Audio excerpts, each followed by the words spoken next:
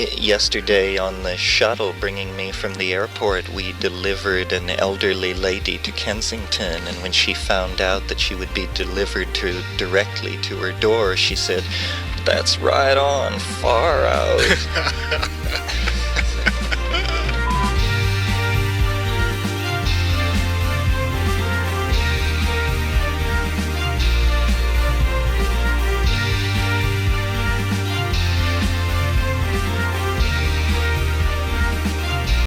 We have an opportunity to create a psychedelic community that is entirely within the law.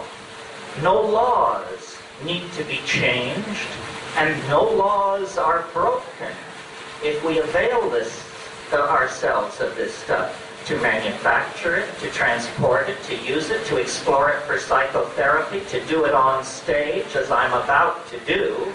No, I'm kidding. I'm kidding.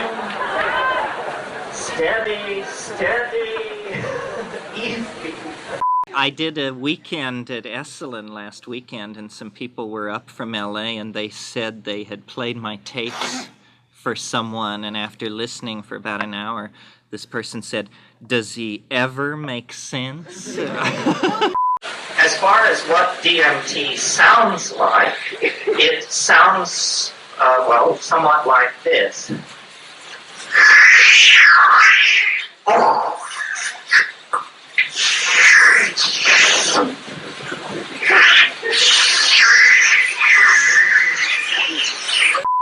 When the going gets weird, the weird turn pro. Isn't that what Hunter Thompson teaches us? Great psychedelic guru and explorer of altered states. So the flying saucer, which you might not think, and for most people is not connected with psychedelic drugs or any of these other things, for me, I think it's a central motif because I've had experiences with flying saucers. I observed it very closely, and I've noticed about flying saucer contacts, the people that you read about never, it seems to prefer the lower classes. It's always telephone linemen and people who are just leaving the diner and this and that. It avoids phenomenologists, PhDs in much of anything. But I got, perhaps it's because I never got my degree that it came so close. A delusion of grandeur is when you're a hell of a lot happier than other people think you should be, And you say, what do you have to be so happy about? That's what it says. It says, I require the nervous system of a mammal. Do you have one handy? A person can consider themselves New Age, I suppose, if they just practice affirmations and try to keep their cholesterol low. Well, that's a far cry from signing up at the Solar Temple and giving all your money away and beginning to use Moldavite suppositories. Do you see what I mean? Yeah. So that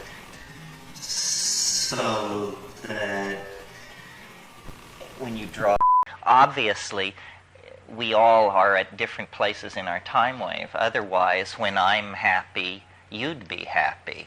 And when I lose money, you'd lose money. And it doesn't work that way. I mean, some people are miserable in the presence of other people's joy, often causally related. So, obviously, these people are at different places in the cycle. All these other methods somehow establish an automatic elitism.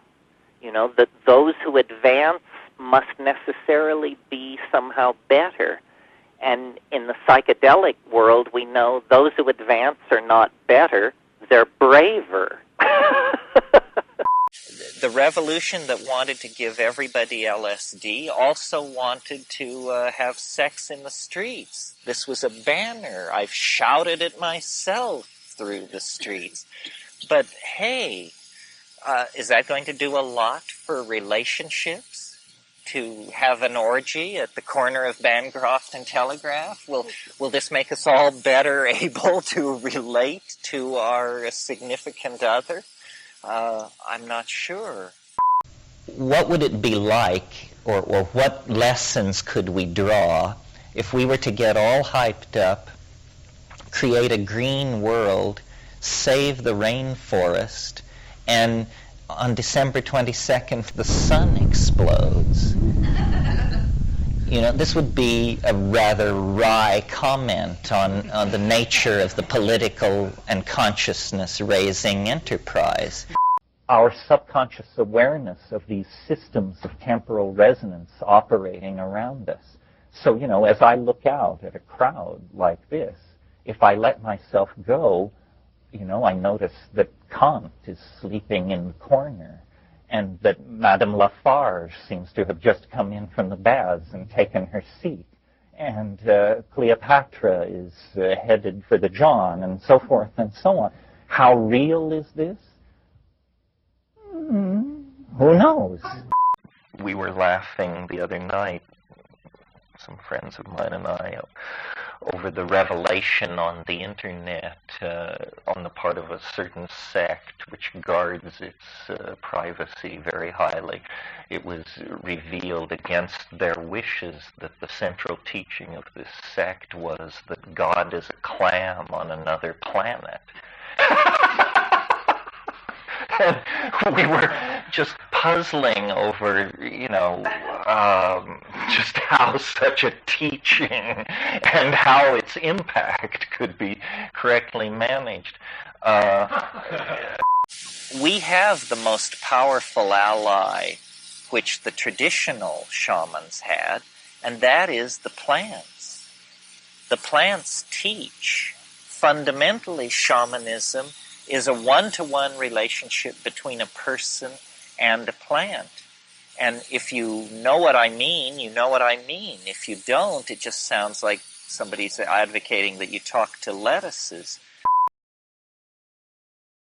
Whoever it was who was marveling over my depth of humor and command of comedy earlier in the evening, you can now meditate on this talk.